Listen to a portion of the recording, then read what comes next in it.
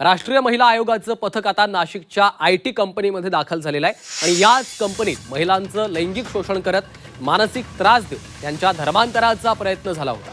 या प्रकरणाची आता राष्ट्रीय महिला आयोगाने देखील दखल घेतलेली आहे आणि नाशिकमध्ये राष्ट्रीय महिला आयोगाचं पथक सध्या दाखल झालंय। 4 सदस्यीय समितीनं काल नाशिकमध्ये दाखल होत प्रकरणाची माहिती घेतली होती। त्यानंतर आज TCS कंपनीत महिला आयोगाचं पथक दाखल झालंय। घटनास्थळावर भेट देऊन तपास सुरू झालेला आहे।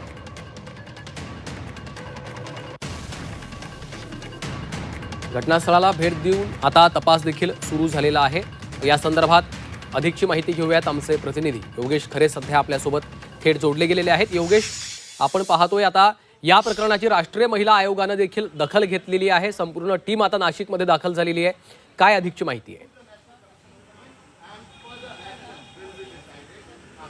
गेल्या 24 तासापासून राष्ट्रीय महिला आयोगाची टीम ही नाशिकमध्ये दाखल झालेली आहे आणि आता थेट ज्या कंपनीमध्ये महिला कर्मचाऱ्यांचं शोषण झालं होतं त्या कंपनीमध्ये ही टीम आता या ठिकाणी पोहोचलेली आहे। आपण बघू शकतो याच कंपनीतील दुसऱ्या तिसऱ्या मजल्यावर जी काही कंपनी होती या ठिकाणी एक IT कंपनी, त्या कंपनीमध्ये हे सर्व कर्मचारी काम करत होते आणि गेल्या 2 वर्षामध्ये या महिला कर्मचाऱ्यांचं शोषण जे आहे ते या ठिकाणी झाल्याचं दिसून आलं।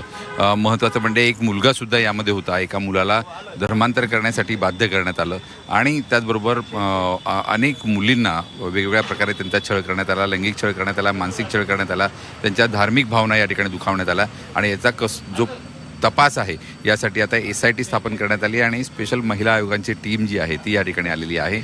महिला आयोगाची टीम इथल्या कर्मचाऱ्यांशी आता चर्चा करते। आपण जर बघितलं तर हा संपूर्ण जो परिसर आहे हा संपूर्ण या ज्या इमारती आहेत या इमारतीमध्ये वेगवेगळ्या कंपन्यांचं IT सेक्टरचं काम या ठिकाणी चालत असतं। कॉल सेंटर्स, BPO आणि सॉफ्टवेअर्स डेव्हलपमेंट असे कार्यक्रम या ठिकाणी सुरू असतात आणि या ठिकाणी अनेक कर्मचारी जे आहेत ते यात असतात। प्रामुख्यानं हे सर्व जे मुलं असतात हे 18 ते 22 वयोगटातली किंवा आपण म्हणूया काही पुढची 25 वयोगटातली ग्रॅज्युएशन झालेली 10वी-12वी झालेली सुद्धा मुलं या ठिकाणी काम करतात आणि या सर्व लहान मुलांवर कॉर्पोरेट सेक्टरमध्ये या पद्धतीनं त्यांना धर्मांतर करण्याचा प्रयत्न करणं, त्यांच्यावर वेगवेगळे